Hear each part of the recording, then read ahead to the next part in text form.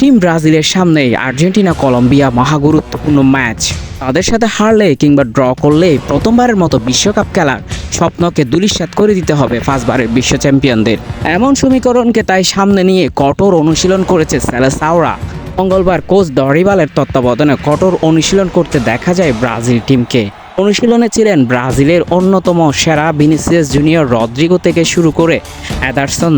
26 সদস্যের দল থেকে নেইমার বাদ পড়লে ফেরানো হয় অ্যান্ড্রিককেও তাই এই দিন অনুশীলনে দেখা যায়। ব্রাজিলের গাম জড়ানো অনুশীলন বোঝা যাচ্ছে কতটা গুরুত্বপূর্ণ হতে চলেছে তাদের পরবর্তী ম্যাচগুলো।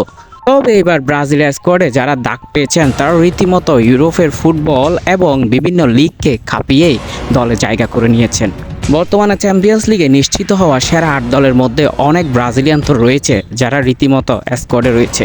তাই এই দিক থেকে এবার পারফর্ম এবং সেরার তালিকার দিক দিয়ে নির্ভর থাকতে পারেন ব্রাজিলিয়ান কোচ আর্জেন্টিনা কলম্বিয়ার তুলনায়।